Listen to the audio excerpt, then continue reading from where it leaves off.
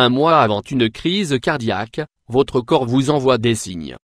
Sans aucune surprise, les maladies cardiovasculaires enregistrent actuellement les taux de mortalité les plus élevés sur le territoire français. Il s'agit dans bien des cas d'une crise cardiaque qui survient soudainement mais dont les signes précurseurs sont exprimés bien plus tôt par le corps. C'est donc à nous d'en prendre note dans un but de pure prévention. La crise cardiaque, aussi appelée infarctus de myocarde, est le résultat direct d'un blocage au niveau de l'artère coronaire, ce qui provoque tout un tas de dysfonctionnements dont l'entrave de la circulation sanguine ou encore la détérioration d'une partie du muscle cardiaque.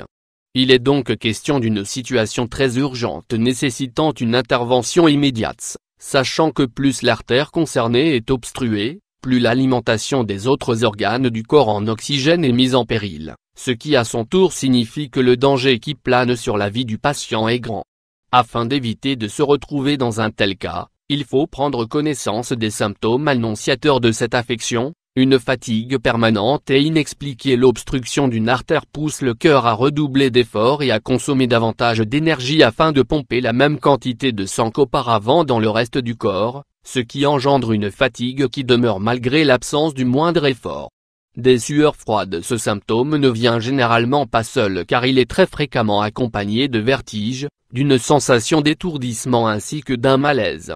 Un tel désagrément peut survenir à tout moment, peu importe qu'il fasse jour ou nuit, sachant que la température ambiante, qu'elle soit basse ou élevée, n'a aucune incidence sur cette transpiration.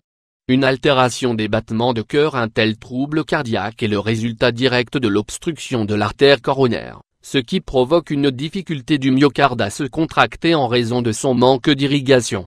Ensuite, comme l'oxygène ne se diffuse plus comme il le devrait dans les différentes parties du corps, les premières cellules à en pâtir sont celles des muscles cardiaques qui finissent par mourir, provoquant ainsi un phénomène appelé arythmie.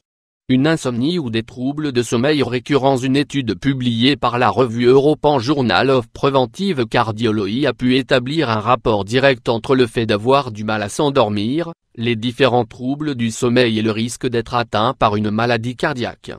Si vous voyez donc que votre corps n'éprouve aucune envie de sommeil à un moment où il le devrait, cela veut dire que le risque de souffrir d'une telle maladie n'est pas bien loin.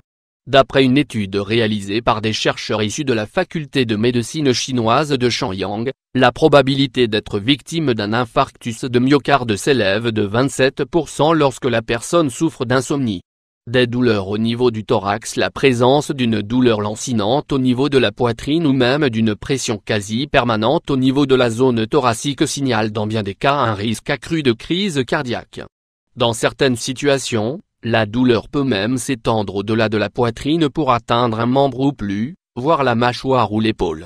Des troubles respiratoires ou une sensation d'essoufflement. Suite à la perturbation du processus d'alimentation des poumons en oxygène, les essoufflements ainsi que d'autres problèmes respiratoires tendent très souvent à apparaître, faisant par la même occasion office de signe annonciateur d'une crise cardiaque imminente.